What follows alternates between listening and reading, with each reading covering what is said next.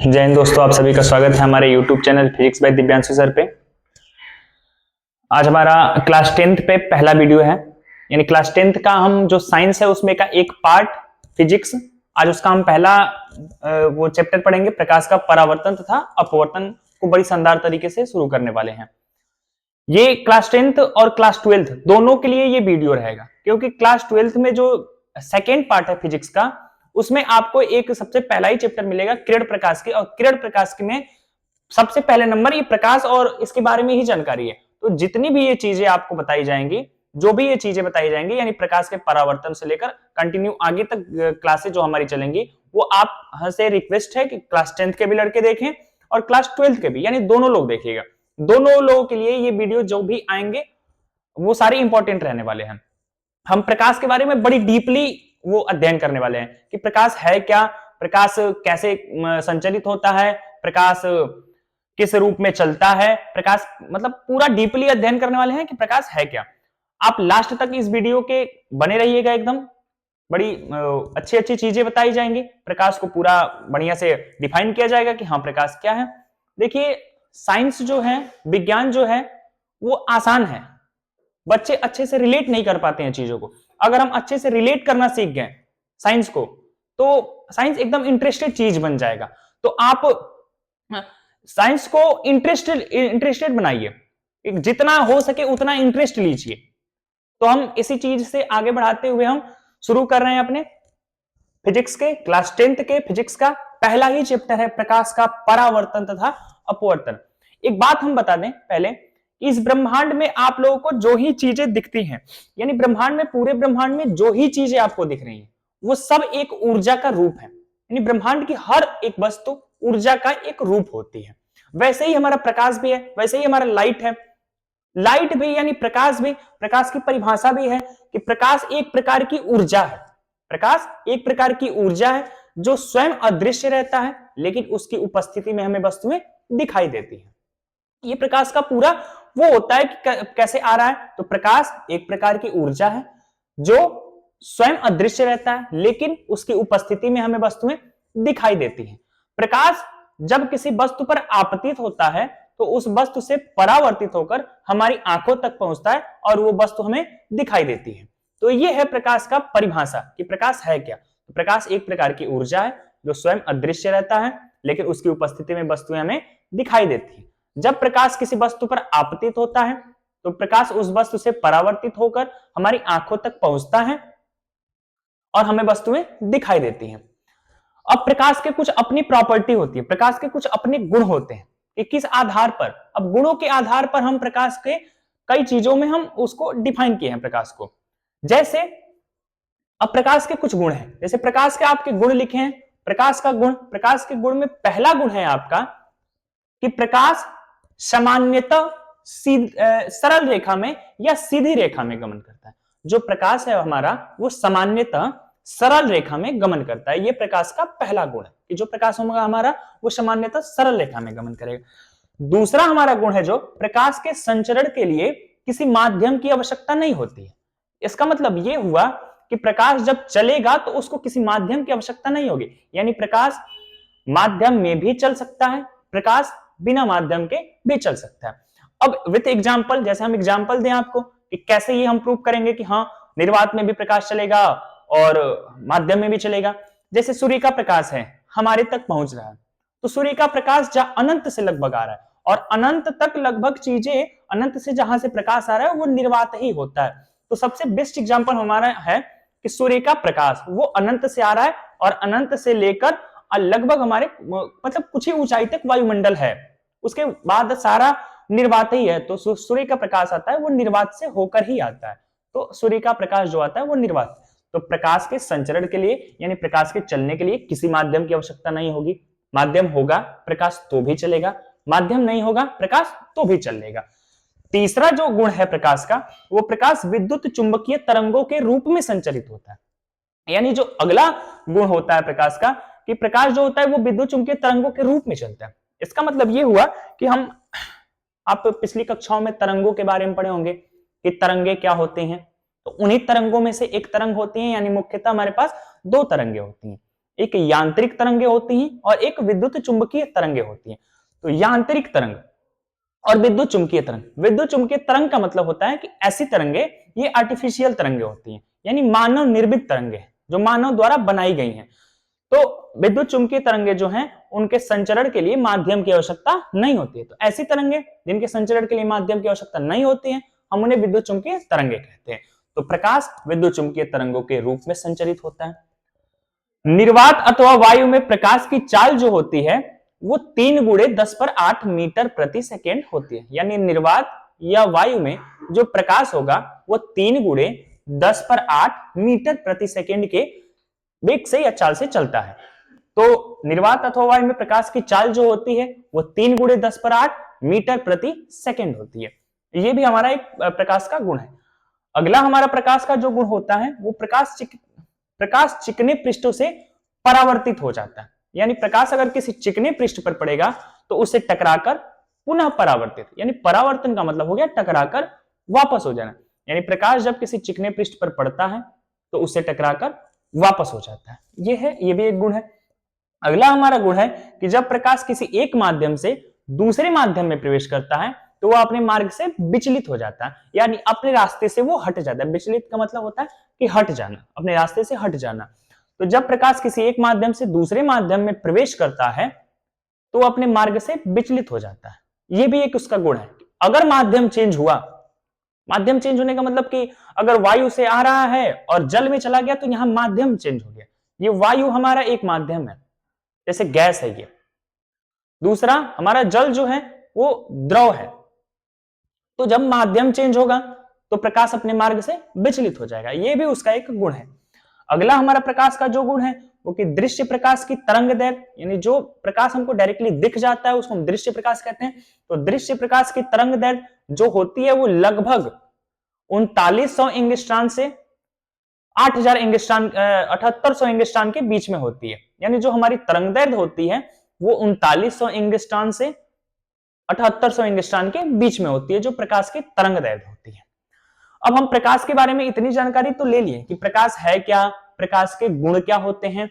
अगर आपको इसका स्क्रीनशॉट लेना है तो ले लीजिए। ये है हमारा कुछ प्रकाश के बारे में कि प्रकाश होता क्या है और प्रकाश के गुण क्या होते हैं। अब हम आगे बात कर लेते हैं कि जो प्रकाश है उसका व्यवहार कैसा होता है।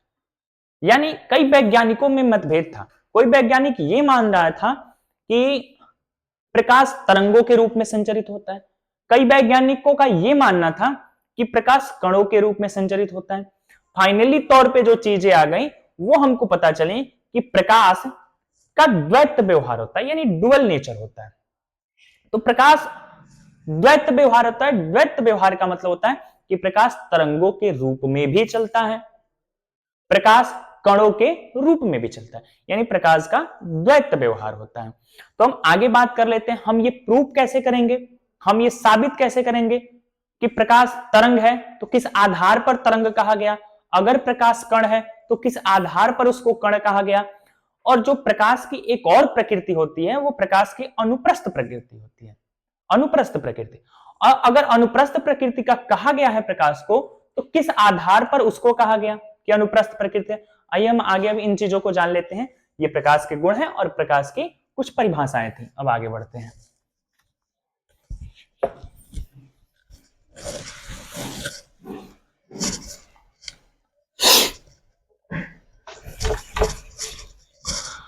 अब आगे हम जान लेते हैं कि प्रकाश के द्वैत व्यवहार को हम प्रूव कैसे करेंगे कि प्रकाश का। तो पहला है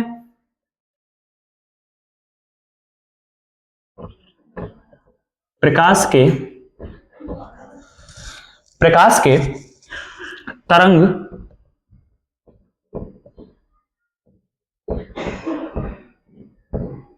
होने के प्रकाश के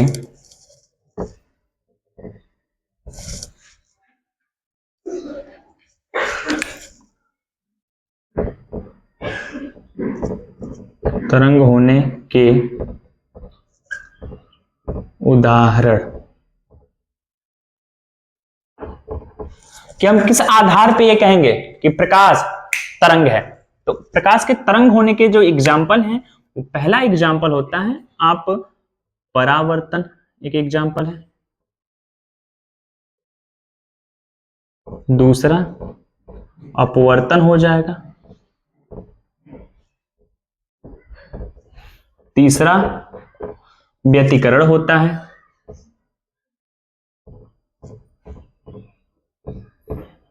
एक और होता है चौथा, यानी विवर्तन होता है। विवर्तन होता है। तो ये जो चीजें हैं, यानी प्रकाश में हम परावर्तन भी देखते हैं, प्रकाश में हम अपवर्तन भी देखते हैं, और प्रकाश में हम व्यतिकरण की भी घटना देखते हैं, प्रकाश में हम विवर्तन की भी घटना। तो ये सारी जो घटनाएं हैं, इस आधार पर हम ये प्रूव कर दिए थे कि ये कंफर्मेशन कर दिए थे कि हाँ, प्रकाश जो है वो तरंग है, यानी तरंग होने के ये एग्जाम्पल है। तो ये दोनों चीजें तो आपको पढ़नी है, क्लास 10th में ये है कि परावर्तन क्या होता है, अपवर्तन क्या होता है। तो ये दोनों चीजों को तो हम डिटेल करेंगे पूरा कि क्या है। ये जो व्यतिकरण आपको दिख रहा है और जो आपको विवर्तन दिख रहा है, ये चीजें आपको 12th में मिलेंगी। तो जो 12 वाले लड़के देख रहे हैं उनको ये चीजें मिलने वाली हैं, व्यतिकरण और विवर्तन क्या होता है। तो ये हम आगे आने वाली क्लासों में डिटेल कर देंगे कि व्यतिकरण और विवर्तन क्या है। तो परावर्तन, अपवर्तन, व्यतिकरण और विवर्तन, इस आधार पे हम कह दिए कि प्रकाश तरंग है। अब प्रकाश के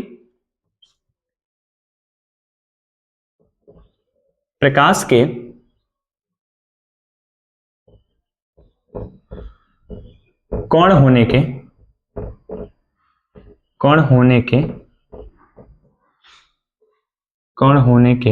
उदाहरण, कि प्रकाश के कण होने के एग्जाम्पल क्या है, कि हम कैसे ये प्रूव करें कि प्रकाश कण है। तो उसके भी घटनाएं होती हैं। जैसे प्रकाश के कण होने के क्या प्रूफ है हमारे पास, तो एक प्रभाव होता है प्रकाश वैद्युत प्रभाव। प्रकाश वैद्युत यानी जो होता है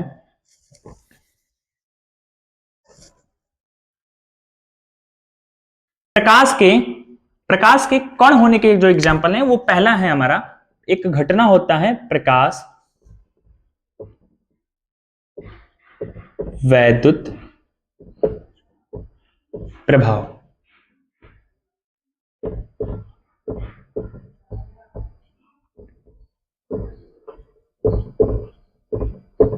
यानी जो प्रकाश वैद्युत प्रभाव होता है, एक घटना देखने को मिलती है, हम क्लास 12th में इसका अध्ययन करेंगे। उस आधार पे हम कह दिए कि प्रकाश कण है। एक और होता है, जैसे एक होता है कांपटन प्रभाव। कांपटन प्रभाव। तो जो कांपटन प्रभाव होता है, यानी प्रकाश वैद्युत प्रभाव और कांपटन प्रभाव के आधार पर हम ये कह दिए कि प्रकाश जो है वो कण है। तीसरा, एक और बात है कि प्रकाश की जो प्रकृति होती है वो अनुप्रस्थ प्रकृति होती है, यानी प्रकाश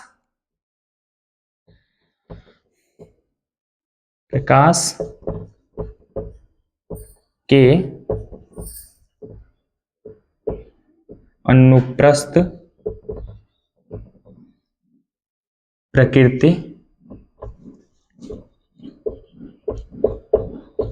प्रकृति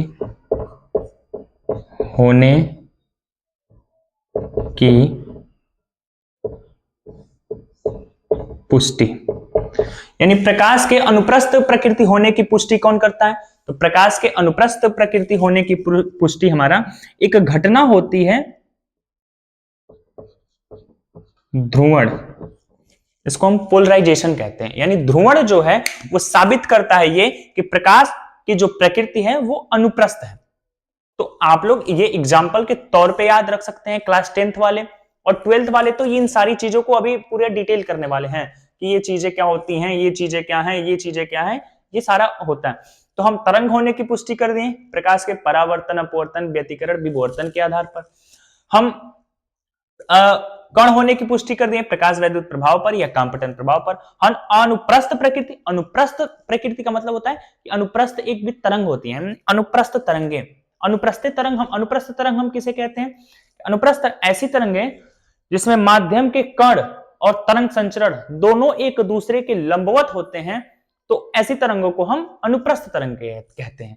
अनुप्रस्थ तरंग का मतलब ये हो गया कि जैसे हम एग्जांपल दे रहे हैं कि पानी में जो तरंगे उत्पन्न होती हैं उनकी जो प्रकृति होती है वो अनुप्रस्थ तरंगों के रूप में होती है। जैसे ये मान लीजिए ये कोई रॉड है या कोई जंगला है, अगर जंगले से हम किसी रस्सी को ऐसे बांध दें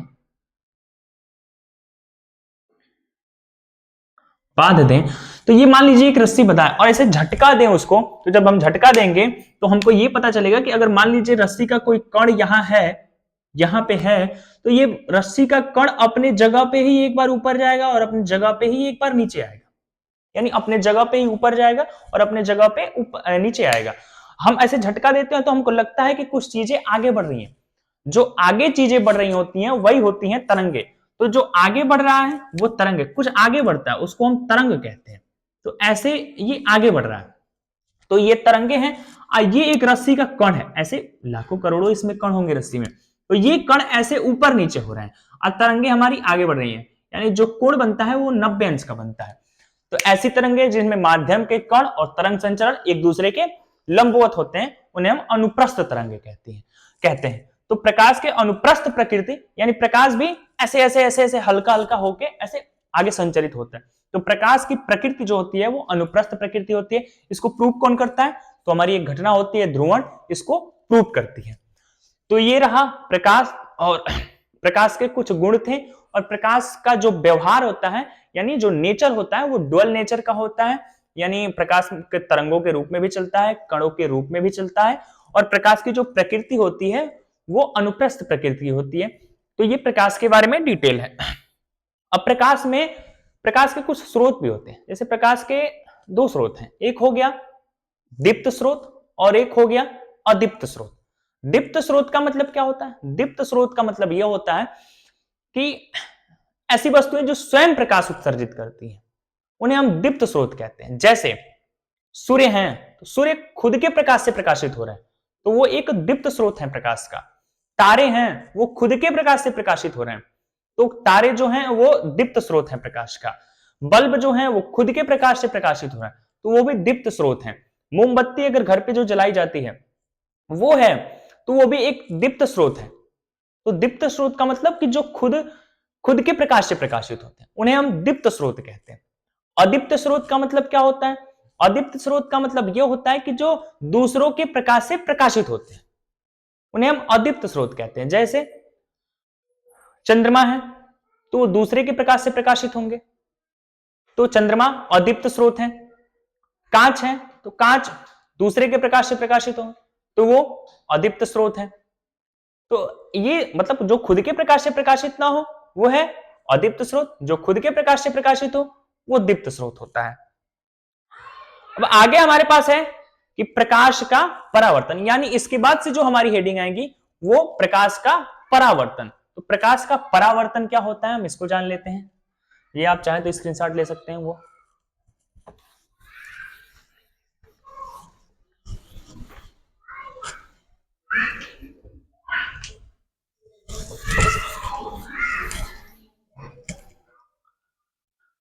देखिए अब आगे है हमारा प्रकाश का परावर्तन, यानी प्रकाश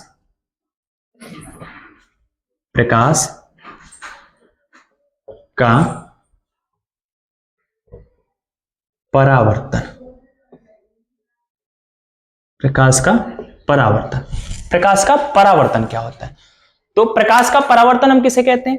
तो जब प्रकाश किसी चिकने व पालिशदार सतह से टकराकर पुनः उसी माध्यम में वापस लौट जाता है तो इस घटना को हम प्रकाश का परावर्तन कहते हैं। यानी जब प्रकाश किसी चिकने व पालिशदार सतह से टकराकर पुनः उसी माध्यम में वापस लौट जाएगा तो इस घटना को, इस प्रक्रिया को हम कहते हैं प्रकाश का परावर्तन। अब प्रकाश के परावर्तन के कुछ नियम भी होते हैं कि उसके रूल क्या हैं। तो उसके प्रकाश के परावर्तन के दो नियम होते हैं। कुछ पॉइंटें होती हैं कि हाँ प्रकाश के परावर्तन में यहां यहां ये पॉइंटें हैं। तो आगे आने वाली क्लास में हम समझने का ये प्रयास करेंगे कि प्रकाश का परावर्तन क्या होता है, इसके पॉइंट क्या होते हैं। उम्मीद करेंगे कि ये वीडियो आपको पसंद आएगी। अगर आप इस चैनल पे नए जुड़े हैं तो चैनल को सब्सक्राइब जरूर कीजिएगा और ये इस वीडियो को ज्यादा से ज्यादा शेयर कीजिएगा, ज्यादा से ज्यादा लड़कों तक ये वीडियो पहुंचे और जो भी प्रकाश के बारे में हम जानकारी थी वो ज्यादा से ज्यादा लोगों के पास शेयर हो। बहुत बहुत धन्यवाद। जय हिंद, जय भारत।